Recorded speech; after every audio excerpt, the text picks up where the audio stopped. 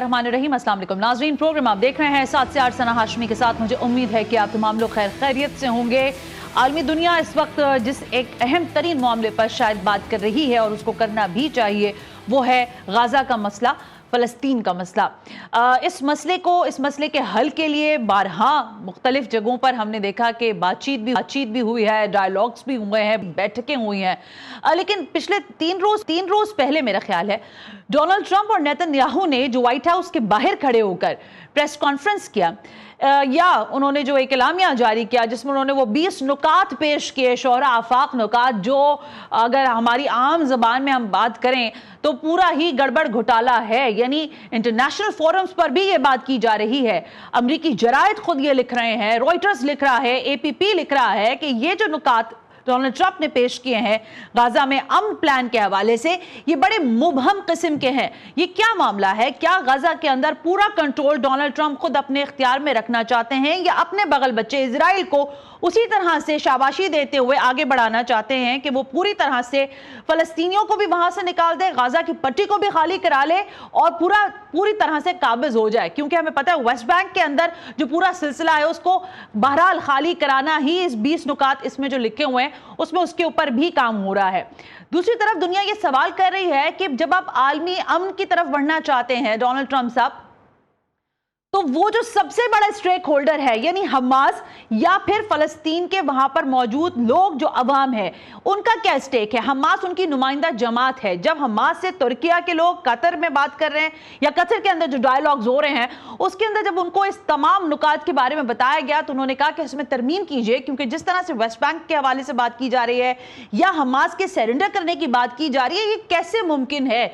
एक पूरी क़यादत जो कि हमास की, फिर मैं लबनान के हवाले से अगर हम बात करें तो इजराइल ने किसी को नहीं छोड़ा। पिछले कई दहाइयों से अगर आप देखना शुरू करें तो हर जगह पर इंटरवीन करना शुरू किया है और हमेशा ही डोनाल्ड ट्रंप साहब ने उसको शाबाशी दी है। लेकिन ये गाजा अमन प्लान जो है डोनाल्ड ट्रंप जो लेकर आए हैं, ये कितना काबिल अमल है? शायद ये बहुत अहम तरीन नुक्ता है और खुद हमास की क़यादत के लिए भी ये अहम तरीन सवाल है कि वो इस सारे प्लान को कैसे समझते हैं कि वो न सिर्फ ये कि अमल दरामद करवा पाएंगे, कुछ तरमीम करवा सकेंगे या नहीं करवा सकेंगे, और क्या हमास को एलिमिनेट किया जा सकता है फलस्तीन के अंदर से? ये एक अहम तरीन सवाल है। इंपॉर्टेंट शख्सियात हैं जिनसे हमने आज बात करनी है, लेकिन उससे भी एक अहम तरीन मामला ये है कि समूद फोर्टेला जो एक मामला है, ये पूरा एक कॉन्वॉय समझ लीजिए, लगभग बताया गया 500 प्लस लोग हैं जो कि इस कश्ती में सवार हैं और वो गाजा में समंदरी रास्ते के जरिए दाखिल होना चाहते हैं। जो रिपोर्ट्स आई हैं उसके मुताबिक 38 बार माजी में ऐसी कोशिश की गई है कि समंदरी रास्ते से गाजा तक पहुंचा जाए और वहां पर जो लोग मौजूद हैं जो भूख और अफलास से जाहिर है परेशान हाल हैं, जिनके लिए बार बार WHO भी बार बार वार्न कर रहा है, ह्यूमन राइट्स बता रहा है कि आज नहीं तो कल वहां पर इंसानी अलमिया बड़ा जन्म ले लेगा। मेरे नजदीक तो इंसानी अलमिया जन्म ले चुका है, लेकिन वहां पर मजीद भूख और प्यास की शिद्दत बढ़ती जा रही है।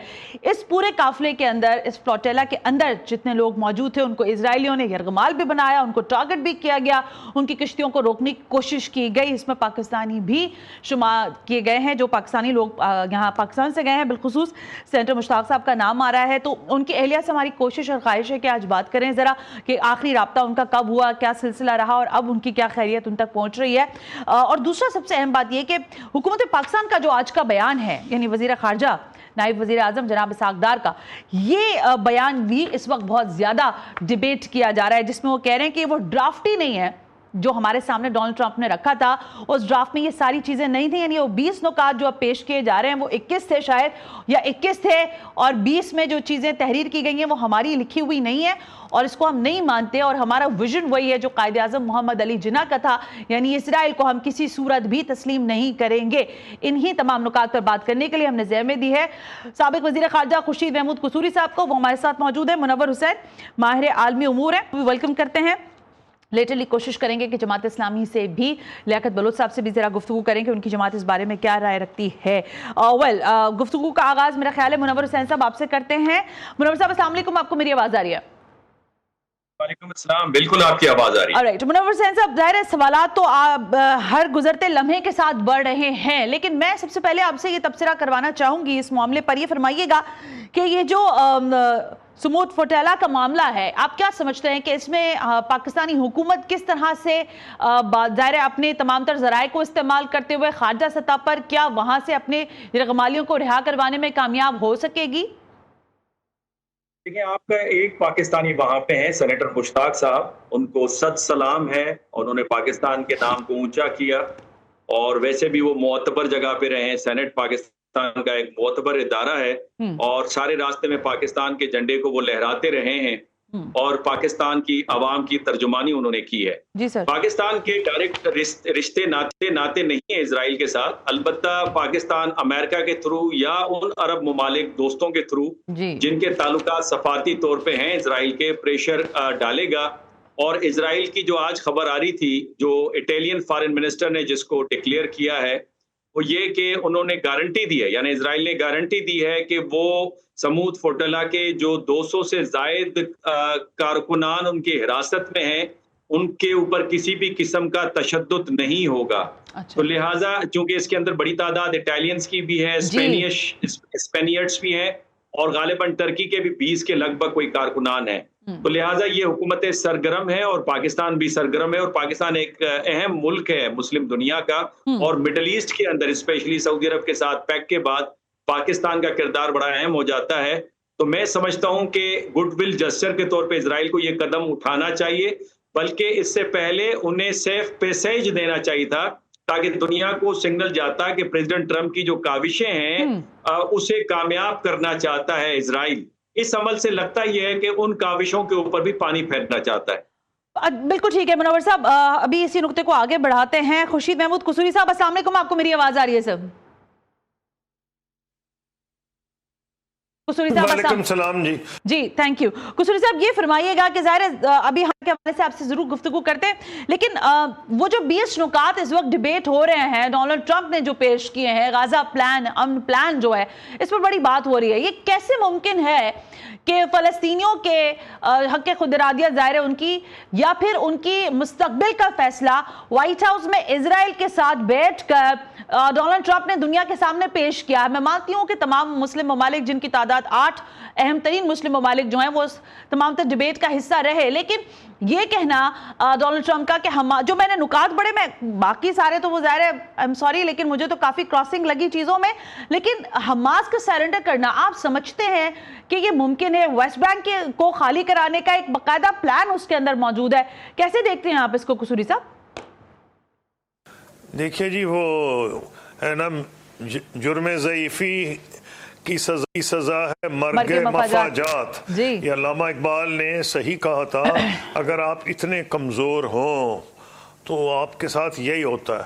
اب ایک تو یہ بات ہے، یہ نہیں کہ سب کچھ برا ہے، کیونکہ اس میں پہلے ان پٹ تھی 8 مسلمان ممالک کی، عرب اور مسلمان ممالک مل کے، اور وہ جو 21 پوائنٹس تھے اس پہ یہ سمجھا جا رہا تھا کہ بات اب آگے ان پہ چڑھے گی، لیکن پریزیڈنٹ ٹرمپ کے لیے ایک اور بڑا مسئلہ بنا ہوا ہے کہ وہ تو ہل ہی نہیں سکتے، کیونکہ وہ نمائندے ہیں، ان کے جو ووٹرز ہیں اس میں کوئی 70% تو کرسچن، اور وہ جو ہیں وہ سپورٹ کر رہے ہیں ٹوٹلی اسرائیل کو، اور اس لیے ان کا وہ فارن پالیسی ایشو تو ہے ہی نہیں اسرائیل کو، تو امریکہ میں انٹرنل پالیسی ایشو ہے۔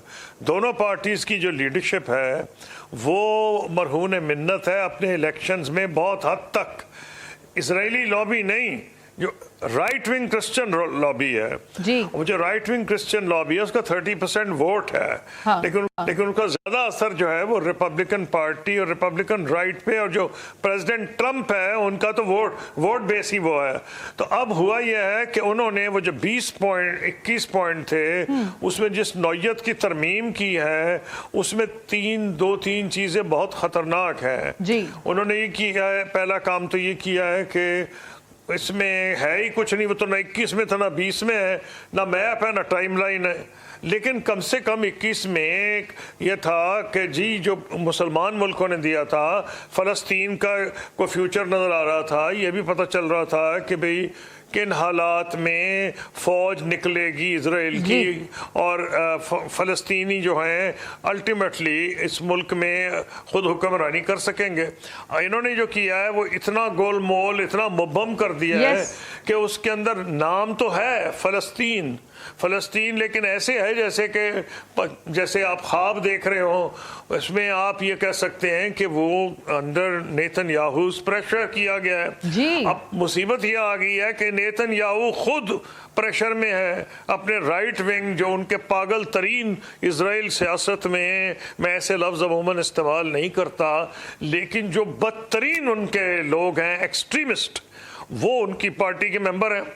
اچھا، ٹرمپ صاحب کرسچن رائٹ کے پریشر میں ہیں، اور یہ جو ہے یہ پریشر میں ہے بدترین ایلیمنٹ جو اسرائیل کی ہسٹری میں. یہ جو ان کے ووٹ اتنے ہیں، ٹھیک ہے 6-7 سیٹیں ہیں، لیکن اگلے الیکشن میں لگ رہا ہے ان کو 1 سیٹ بھی نہیں ملے گی، لیکن وہ ڈکٹیٹنگ پوزیشن میں ہے. اب اگر یہ صورتحال ہے تو کوئی بھی سلوشن آئیڈیل تو نہیں ہوگا. اب دیکھنا یہ ہے کہ پھر یہ کیوں مسلمان ممالک ابھی تک اس کو ریجیکٹ نہیں کر رہے. وہ میں آپ کو بتا دیتا ہوں، کیونکہ یہ سمجھنے کی ضرورت ہے. میں خود فورن منسٹر رہا ہوں تو مجھے مشکلات کا سمجھ ہے. پہلی بات تو یہ ہے کہ ہر بندہ جس کے سینے میں دل ہے وہ ہولناک تصویریں جو دیکھتا ہے بچوں، عورتوں، بوڑھوں کا جو حشر کیا اسرائیل نے ادھر سے ادھر سے دربدر نہیں کو 10 دفعہ تو بیچارے 1.5-2 سال میں خیمے اپنے اکھاڑ چکے ہیں. گھر کو تو سواری کوئی نہیں ہے، اور اس کے ساتھ کھانا لینے جاتے گولیاں مار دی جاتی ہیں، بھوک سے وہ مر رہے ہیں. تو ایک یہ مسئلہ ڈیفینیٹلی ہے، میں مانتا ہوں. وہ فلسطین کی ریاست تب بنے گی اگر فلسطینی زندہ رہیں گے. وہ زندہ ہی نہیں رہیں گے تو فلسطین کی ریاست کیا بنے گی؟ دوسری چیز یہ ہے کہ دوسری ایک اور چیز ہے، فلسطین کی ٹیریٹری ہوگی تو فلسطین بنے گا نا. اس سے پہلے تو نیتن یاہو یہ امپریشن دے رہے تھے کہ جی یہ جو ہے ویسٹ بینک ہے، مغربی کنارہ ضم کر لیا جائے گا اسرائیل میں. اگر یہ ہو جاتا فلسطین کا مسئلہ ہی ختم تھا. کم از کم مسلمان ممالک جو پریزیڈنٹ ٹرمپ نے ایک ضرور کام کیا ہے انڈر مسلم جو کنٹریز ہیں ان کے پریشر میں، کہ انہوں نے یہ کہا ہے کہ میں نہیں ضم کرنے دوں گا اسرائیل کو. یہ ایک میرا سوال اس میں یہ ہے کہ مسجد اقصی سے جب تک اسرائیل کا خاتمہ نہیں ہو جاتا، وہ اس جگہ کو نہیں چھوڑ دیتا، تو یہ جو ایک معاملہ پورا چل رہا ہے یہ ڈیبیٹ ہی رہے گی نا. مطلب ڈونلڈ ٹرمپ کی خواہش ہوگی کہ وہ امن پلان پر عمل کریں، ظاہر ہے باقی لوگ بھی اس خواہش کا اظہار کر رہے ہیں، ہونا چاہیے، لیکن اس کی کتنی بڑی قیمت ہوگی، کیونکہ خود فلسطین کے اندر جو لوگ وہاں موجود ہیں، فلسطینی عوام اور پھر بالخصوص حماس، کیا ان کو ایلیمینیٹ کرنا یا ان کو ملک بدر کرنا؟ کیونکہ ماضی 1947 کا مجھے یاد آ رہا ہے کہ ایک مفتی امین الحسینی صاحب جو ہیں ان کو اسی طرح نکال کے کہا گیا تھا کہ وہ دہشت گرد ہیں اور پوری ریاست جو ہے اس کو کلیئر کر دیں گے، لیکن اس کا نتیجہ کیا نکلا؟ اس کا جواب لیتی ہوں میں آپ سے بھی آ کر، اور منور صاحب سے بھی. ایک بریک کا کہا جا رہا ہے، بریک سے واپس آتے ہیں. یہ کرتے ہیں کہ کیا یہ جو ڈرافٹ سامنے آیا ہے اس کے بعد واقعتاً فلسطین کا حل آپ کو دکھائی دے رہا ہے، غزہ کا حل نظر آتا دکھ رہا ہے آپ کو کہ حل ہو جائے گا مسئلہ، یا پھر یہ مزید گھمبیر ہو جائے گا؟ یا ایک اور سوال بھی میرے ذہن میں اس بریک کے بعد.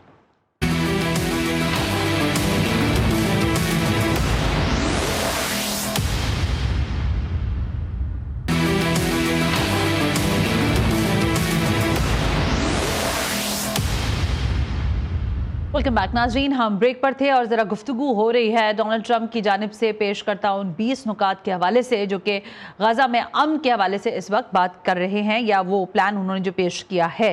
منور حسین صاحب، سوال سیدھا سا یہ ہے کہ جب تک مسجد اقصی کے اندر اسرائیل موجود ہے، اس کے ناپاک وجود وہاں پر موجود ہے، تو ایسی صورتحال میں جب ظاہر ہے مسلم دنیا کے بڑے لیڈرز نے بھی ڈونلڈ ٹرمپ سے حالیہ دنوں میں جو ملاقاتیں کی ہیں، اس میں یہ نقطہ یقیناً اٹھایا گیا ہوگا کہ پورے جو 20 نکات ہیں اس میں کہیں اسرائیلی فوج کے وڈرال کی بات نہیں ہے، لیکن اگر وڈرال کی بات ہے تو وہ حماس کی ہے، اور حماس جو وہاں پر طاقت ہے گو کہ ہمارے علم میں ہے کہ ترکیہ اور قطر کے اندر جو اس وقت ڈائیلاگ ہو رہے ہیں اس میں یقیناً حماس کو اس بات پر آمادہ کرنے کی کوشش کی جا رہی ہوگی، لیکن اس پورے سیناریو میں اس پورے پکچر میں کہ ڈونلڈ ٹرمپ کا جو پیش کردہ پلان ہے یہ کیسے فٹ آئے گا؟ کیونکہ دنیا بھی تو اس کو دیکھ رہی ہے. ایسا تو نہیں ہے کہ آپ اس کو آئسولیشن میں کر دیں اور اسرائیل وہاں پر بیٹھا رہے، مسجد اقصیٰ کے اندر اس کا وجود بھی قائم رہے، حماس سیرنڈر کر دے، فلسطین کے لوگ وہاں سے ملک بدلیں. کیسے ممکن ہے؟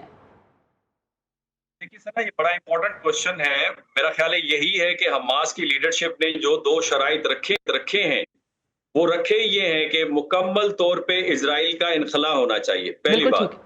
دوسری بات یہ کہ ان کو safe passage with international guarantee ہوگا کہ ان کو ٹارگٹ نہیں کیا جائے گا، جو کہ ماضی میں اسرائیل نے حماس کی لیڈرشپ ہو یا حزب اللہ کی لیڈرشپ ہو یا ایرانین ملٹری لیڈرشپ ہو، ان کو ٹارگٹ انہوں نے کیا ہے. تو لہٰذا اس پہ یہ اسی وجہ سے گارنٹی مانگ رہے. دوسرا یہ کہ امریکہ کی پوزیشن کو قصوری صاحب نے بڑی خوبصورتی سے بیان کیا کہ اس وقت پریزیڈنٹ ٹرمپ 3 پریشرز فیس کر رہے ہیں. ایک پریشر ہے اسرائیلی لابی سے جو کہ بہت ہی تکڑی ہے اور جو کہ فائنانس کرتی ہے الیکشنز میں، اور جن کو فائنانس نہیں کرتی وہ الیکشنز ہارتے ہیں.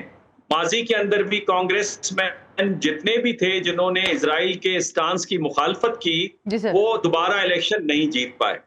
دوسرا پریشر ان کو اپنے میگا کانسٹیٹوئنسی سے ہے، اور اس میں کارل ٹکرسن نے یہاں تک بھی تنقید کی ہے کہ پینٹاگون کے اندر اسرائیلی ملٹری آفیسرز ڈکٹیٹ کرنا ہو گئے ہیں امریکن ملٹری آفیسرز کو کہ انہوں نے کیا کرنا ہے، اور یہ خطرناک بات ہے. اور امریکہ فرسٹ کے تحت اپنے مفادات کا خیال کرنا چاہیے نہ کہ اسرائیل کے مفادات کا خیال کرنا چاہیے. اور تیسرا جو کرسچن رائٹ موومنٹ ہے اس کے اندر بھی میں تبدیلی دیکھ رہا ہوں. مثال کے طور پہ علی کرک جو تھے ان کے لاسٹ پوسٹ آپ دیکھیں تو انہوں نے کہا کہ یہ جو ایپسٹین ہیں یہ ایجنٹ ہے موساد کے اور یہ بلیک میل کریں امریکہ کی رولنگ لیڈ کو. اور اس کے ساتھ ساتھ انہوں نے یہ واضح کیا تھا کہ یہ ایتھنک کلینزنگ ہے. ساتھ میں ڈیموکریٹس کی میں آپ کو بات بتاتا چلوں کہ سینیٹر وین ہالن اور مارکلے انہوں نے ریسنٹلی ایک رپورٹ دی ہے جس کے اندر انہوں نے بتایا ہے کہ جو ان کی اپنی ذاتی آبزرویشن ہے اس میں اسرائیل بہت آگے بڑھ گیا ہے اور یہ ایتھنک کلینزنگ ہے اور امریکہ کے لیے یہ کمپلسری ہے with the international institutions at any cost. اس کو ان کو روکنا ہوگا. تیسرا میں آپ کے سامنے ثبوت یہ رکھنا چاہتا ہوں کہ جو ریسنٹ سروے آیا ہے امریکہ کے یوتھ کا 28% فقط نوجوان رہ گئے ہیں جن کے دل میں تھوڑا بہت اسرائیل کے لیے سافٹ کارنر ہے. ادروائز 90+% نوجوان یہ سمجھتے ہیں کہ اسرائیل کو ختم کر کے فلسطین کے حوالے کر دیا جائے. ایک آرگیومنٹ اگر مجھے تھوڑا سا وقت دے دیں، یہ پاکستان کے اندر ایک آرگیومنٹ ہے کہ مسلم دنیا کیا کر سکتی ہے لہٰذا امن کو راستہ دینا چاہیے. امن کو راستہ ضرور دینا چاہیے، لیکن ماضی میں اگر ہم اپنے کالونائزیشن کے دور میں جو ڈی کالونائزیشن کا پروسیس ہوا تھا وہ اس وجہ سے نہیں ہوا تھا کہ جو آزادی چاہتے تھے وہ بڑے پاورفل ہو گئے تھے. وہ اس وجہ سے ہوا تھا کہ جو حالات پیدا ہوئے تھے کالونائزرز کے ملکوں کے اندر وہ اس طرح کے تھے کہ جہاں پہ ان کی ملٹری پاور ایگزاسٹ کر گئی تھی، اکنامکلی ویک ہو گئے تھے، پولیٹیکل کوہیسونیس ان کی ختم ہو گئی تھی. آج اسرائیل کا بھی وہی اشر ہے. اسرائیل کے اندر پولیٹیکل کوہیسونیس نظر نہیں آ رہی. ان کے اپوزیشن لیڈر لیپارڈ کہتے ہیں کہ اتنی بری حکومت اسرائیل کی تاریخ میں کبھی نہیں آئی. تو لہٰذا یہ تو ان کا اپنا ظاہر ہے، جو ان کی اپنی حکومت کا معاملہ ہے نا، جو اپنے ملک میں وہ کر رہے ہیں وہ ہیں ہی مٹھی بھر تو اسرائیلی ہیں. انہوں نے پوری دنیا میں ایک فتنہ فساد پھیلایا ہوا ہے. میں ذرا اسی کویسچن کو لے کر قصوری صاحب آپ کی طرف آنا چاہتی ہوں. مسجد اقصیٰ کا جو معاملہ ہے اس پر آج نائب وزیر اعظم نے بھی کہا ہے، وزیر خارجہ جناب محترم اسحاق ڈار صاحب نے، کہ پالیسی وہی ہے، یعنی قائد اعظم والی پالیسی ہے، ہم اسرائیل کو تسلیم نہیں کریں گے. لیکن یہ جو بات ڈیبیٹ ہو رہی ہے جس میں 20 نکات ہیں، جس میں ڈونلڈ ٹرمپ کہہ رہے تھے حماس کو کہ وہ 2 سے 3 دن کے اندر فیصلہ کریں ورنہ پھر نتائج کے ذمہ دار وہ خود ہوں گے. تو نتیجہ کیا ہوگا وہ سب کو پتہ ہی ہے. لیکن آپ کیا سمجھتے ہیں یہ مسئلہ کیسے حل ہوگا اور کون اس میں مزید ظاہر ہے جو سٹیک ہولڈرز تھے وہاں پر انہوں نے بیٹھ کر بات کی ہے جس میں قطر امپورٹنٹلی ہے، ترکیہ ہے اور باقی سارے مسلم ممالک ہیں. کیا سمجھتے ہیں آپ کہ کس حد تک اس کو حل کی طرف لے جایا جا سکتا ہے؟ دیکھیے بات یہ ہے کہ اس میں ایک بالکل کلیئر ہے، سارے مسلمان ممالک اس میں کلیئر ہیں، لیکن یہ فیصلہ اکیلے مسلمان ممالک ہے۔ اگر ان میں اتنی طاقت ہوتی تو اسرائیل کی یہ ہمت تھی کہ 6 ممالک پہ اس نے حملہ کر دیا ساتھ میں پچھلے 10-15، تو کو مان سکتا ہے؟ کس نے جواب دیا؟ زیرو، جواب ہی کچھ نہیں۔ خدا نہ کرے آپ پہ ہندوستان آپ پہ حملہ کرتا جیسے کیا اس نے، اور آپ نیند کی گولی لے کے سو جائے تو کیا ہوگا؟ آپ کا بھی اللہ معاف کرے حشر ہوتا۔ وہ تو شکر ہے آپ کی فوج، آپ کی ایئر فورس آپ الرٹ ہے، آپ نے ایسا منہ توڑ جواب دیا ہے کہ اب اس کو سوچے گا۔ اب اگر اتنے کمزور ہیں، دیکھنے کی یہ بات ہے کہ یہ علاقہ وہ ہے جس نے حضور نبی کریم کی رحلت کے بعد 40 سال میں 2 عظیم سلطنتیں، eastern Roman empire, the Byzantium, اور Sassanian empire, the old Persian empire, اس کا تیا پاچا کر دیا تھا۔ یہی لوگ تھے، یہی بدو تھے، اسی علاقے کے رہنے والے۔ لیکن اب کیا ہوا ہے؟ آپ نے دیکھا اللہ تعالیٰ نے دولت سے مالا مال کیا ہے، لیکن حالانکہ آپ حیران ہوں گی کہ ان کے پاس ویپنز اسرائیل جیسے ہی ہیں جی، ان کے پاس جہاز بھی لیٹسٹ ہیں، انہوں نے بہت خرچ کیا ہے۔ پرابلم اس میں یہ آ گیا ہے کہ ایک بلیک میلنگ اس کی پاور ہے، اسرائیل از اے نیوکلیئر پاور۔ اب اس کا میں یہ سمجھتا ہوں کہ اسرائیل نے ایک احسان کر دیا ان پہ، یہ سوئے ہوئے تھے نے جگا دیا ہے، اتنے تھپڑ مارے ہیں لیفٹ رائٹ سینٹر کہ ان کو یہ ہوش آ گئی ہے وہ بھائی ہم دولت سر میں مارے، روز آتا ہے ہمیں تھپڑ مار کے چلا جاتا ہے۔ اور اس لیے اب پہلی دفعہ 2 چیزیں ہوئی ہیں، ایک تو سعودی پاکستان جو اگریمنٹ ہے وہ ایک قسم کی وارننگ ہے اسرائیل کو کہ بھائی بس ہو گیا، اب بس ہو گیا، اگر تم نے آگے بڑھے کم از کم سعودی ٹیریٹری تو ہم سب کے لیے مکہ مدینہ مقدس ہیں تو اس کا جواب آئے گا۔ اس کا دوسروں پہ بھی اثر ہو رہا ہے۔ نمبر 2، پہلی دفعہ ہم سن رہے ہیں کہ ایک کلیکٹیو میکنزم ہے گلف کوآپریشن کاؤنسل کا، اور اس کو ایکٹیویٹ کیا جائے گا، یہ بھی ہے۔ تیسری بات یہ ہے کہ ہو سکتا ہے ابھی یہ بھی خبریں ہیں کہ کچھ اور ملک پاکستان سے مزید قسم کو الائنسز یا انڈرسٹینڈنگ کریں جس میں ہماری ڈیفنس کوآپریشن بڑھ جائے گی، لیکن اس کو لگتا ہے ٹائم۔ تو اب اس وقت جو ہے پہلا جو پرابلم آ گیا کہ فلسطین کا خواب زندہ رکھنا، بالکل، لیکن قصوری صاحب اسی میں جواب دے دیجئے، ایک منٹ قصوری صاحب، اسی میں مجھے جواب دے دینا کہ اگر دیکھیں مزاحمت تو میں نے ابھی بریک پہ جانے سے پہلے آپ کو ایک حوالہ دیا 1947 والا، آج بھی اگر فلسطینیوں کو ان کی جگہ سے ہٹانے کی بات ہوتی ہے یا ویسٹ بینک کے حوالے سے ہم بات کر لیں، حماس کے سرنڈر کرنے کی بات کریں، تو اس کا مقصد تو یہ ہوا کہ غزہ کا جو حل ڈونلڈ ٹرمپ پیش کر رہے ہیں وہ حل نہیں ہے، اور مزاحمت پھر جاری رہے گی، پھر اس میں ظاہر شکست ہو یا نہ ہو، جیت ہو یا ہار ہو، لیکن بہرحال وہ اپنی مزاحمت کی تحریکوں کو اسی طرح جلا بخشتے رہیں گے جو انہوں نے ماضی میں بھی دی، چاہے وہ اسماعیل ہانیہ کی شکل میں دور حاضر کی شہادتیں ہوں یا دیگر اور بھی مستقبل میں بھی ہو سکتی ہے۔ دیکھیے میرا تو اپنا یہ عقیدہ ہے، اور تاریخ کے اسٹوڈنٹ کی حیثیت سے وہ یہ ہے کہ جب آپ اتنا ظلم کریں تو آپ کے گلے پڑتا ہے۔ جب ہٹلر یہ کر رہا تھا کیا اس کو پتا تھا کہ کن حالات میں اپنے سر میں وہ گولی مارے گا، پھر اس کی لاش کو آگ لگائی جائے گی، پھر اس کے دوستوں کا ٹرائل ہوگا نیورمبرگ میں؟ میں تو سرٹن ہوں کہ جن لوگوں نے یہ کیا ہے ان کا حشر اچھا نہیں ہوگا، لیکن اس میں ٹائم لگے گا۔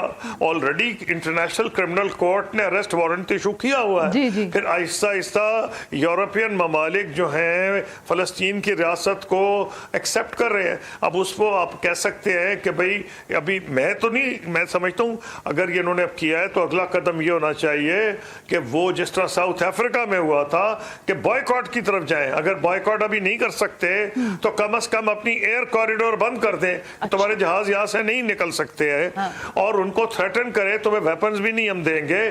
تو یہ therefore it's not an easy choice کہ کریں کیا کہ فلسطین کا خواب زندہ ہے۔ آپ دیکھیں کم سے کم اگر دروازہ نہیں کھولا، کھڑکی نہیں کھلی تو روشن دان کھل گیا، اس میں سے تھوڑی سی روشنی آ رہی ہے کہ ہاں جی کسی طرح فلسطین۔ اوکے منور صاحب سے میں ذرا بات کرنا چاہتی ہوں۔ منور صاحب یہ جو ایک بات ہمارے ذہن میں ہے کہ اسرائیل کا جو معاملہ ہے، اب یہ پوری دنیا ہم آپ ہی لوگوں سے سنتے بھی ہیں کہ بھائی وہ ٹیکنالوجی میں بڑا آگے ہے، قصوری صاحب بھی بتا رہے ہیں کہ بھائی پیسہ بھی ہے، ویپنز بھی ہیں، اس نے اپنے محاذ بھی کھول لیے ہیں، پھر وہ एक टेरिटरी पर काबिज है, उसके पैर इतने पक्के हैं कि डोनाल्ड ट्रंप एक थपकी देकर उसको आगे चला रहा है। इस सब के बाद क्या हम ये समझें कि नेतन्याहू पूरी तरह से जहां चाहे, देखिए ये सऊदी अरब और जो पाकिस्तान वाला मुआहदा है इसको हम किसी और तरीके से डिबेट करेंगे, लेकिन क्या वो जब जैसे चाहे जहां चाहे इंटरवीन करेगा और ये कैरेट एंड स्टिक वाला जो कॉम्बिनेशन है ये डोनाल्ड ट्रंप चला के रखेंगे दुनिया के लिए जब तक उनका इख्तिदार है? अब मुझे नहीं पता हिटलर वाला दौर कब आता है नेतन्याहू पर। कसूरी साहब की मैंने किताब भी पढ़ी है, बल्कि बहुत सारा इनका जो अपना फॉरेन मिनिस्टर का दौर था वो बड़ा सुनहरा दौर था। हमने काफी लर्न भी करते हैं as a student of international relations. थोड़ा सा अगर मुझे इजाजत दें कसूरी साहब, देखें पावर के सब्जेक्टिव एलिमेंट्स और ऑब्जेक्टिव एलिमेंट्स होते हैं। ऑब्जेक्टिव एलिमेंट्स में आप जेट फाइटर्स रख लें, टैंक रख लें, तोपखाना रख लीजिए, मिसाइल सिस्टम रख लीजिए, लेकिन जो सब्जेक्टिव एलिमेंट ऑफ पावर है जहां पे विल टू फाइट और आपका मोरल अप होना चाहिए, वो बड़ा इंपॉर्टेंट रोल प्ले करता है। पाकिस्तान के केस में हमारे पास कैपेबिलिटी भी है और हमारे पास विल भी है, इसलिए हमने इंडिया को जवाब दिया जिसकी वजह से हमारी क्रेडिबिलिटी बनी। नाउ अरब वर्ल्ड के पास पैसा भी है, कैपेबिलिटी भी है, विल नहीं है, जिसकी वजह से उनकी क्रेडिबिलिटी नहीं बन रही। असल प्रॉब्लम यहां पे ये आ रहा है, जहां पे कैपेबिलिटी नहीं है उन्होंने अपनी क्रेडिबिलिटी बनाई है। जैसे यमन है, ईरान है, 70s में वियतनाम वॉर थी, 50s में कोरियन वॉर थी। चाइना उस वक्त पावर तो नहीं था, 17 पैरेलल से पूरी अलाइड फोर्सेस को उठा के उन्होंने बाहर फेंका था। तो कहने का मकसद ये कि विल होनी चाहिए। दूसरा मेरा इंपॉर्टेंट पॉइंट ये है कि अगर मैं ये नहीं कहता कि पीस को रास्ता न दें, बिकॉज ये बिल्कुल अच्छा रास्ता है और इसके हम सपोर्ट में हैं, लेकिन हिस्ट्री ऑफ पीस अगर आप उठाएं, चाहे वो इजिप्ट के साथ हो या ओस्लो अकॉर्ड हो जिसमें यासिर अरफात और एहूद बराक उस वक्त के इजरायली प्राइम मिनिस्टर ने हाथ में हाथ डाला हुआ था, वो क्यों नहीं कामयाब हुआ? वो पीस डील आगे क्यों नहीं चली? उसमें फलस्तीनी रियासत का दरवाजा क्यों नहीं खुला? तो लिहाजा एक पैटर्न नजर आ रहा है, रेगुलरिटी नजर आ रही है। लेकिन एक चीज और भी है मुनव्वर साहब, मुझे एक ब्रेक का कहा जा रहा है, कथा कलामी की मुझे माफी दीजिएगा, मैं ब्रेक से आती हूँ वापस, तो जरा ये भी डिबेट करते हैं। जब आप कह रहे हैं अरब ममालिक के पास चीजें हैं, असर रसूख भी है, देखिए ना यूरोपीय यूनियन को उन्होंने अपनी फॉरेन पॉलिसी में कहूंगी इसको अपनी सलाहियतों के बल पर उन्होंने कम से कम इस हद तक पेश किया कि आज फलस्तीन को सब रियासत तस्लीम कर रहे हैं, एक के बाद एक यूरोपीय मुल्क कर रहा है। लेकिन इधर मुझे क्या मतलब ज़ाहिर एक बड़ी तशवीश है इस बात की कि ईरान जो एक अहम तरीन मुल्क है उसका जो असर रसूख है, चाहे वो लबनान के अंदर हो या फिर सीरिया के अंदर आप देखें, या फिर इधर आप अगर बात करें फलस्तीन के अंदर, और जितनी भी तहरीकें यहां पर जन्म ले रही थी, जिस तरह से ईरान ने उनको सपोर्ट किया इन मज़ाहमत तहरीकों को, क्या वो इतनी आसानी से खत्म होने वाली है या वो पीछे धकेली जा सकती है? और फिर इसके बाद ईरान के हवाले से क्या मंजरनामा हो सकता है आइंदा आने वाले दिनों में? इस पर बात करते हैं इस ब्रेक के बाद।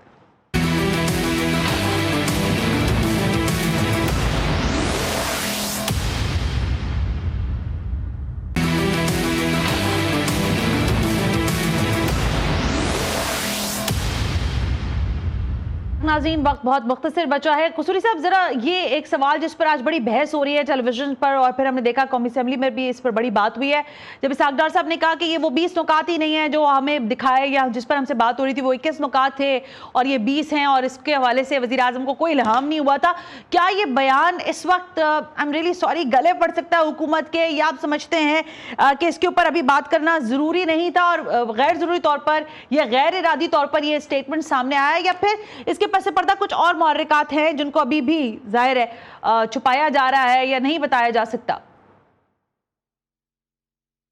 देखिए, बात यह है, क्योंकि मैं फॉरेन मिनिस्टर रहा हूँ, कई दफ़ा ये होता है कि अब अजीब चीज़ है, नेशनल इंटरेस्ट एक ऐसी चिड़िया का नाम है जिसको डिफाइन करना बड़ा मुश्किल है।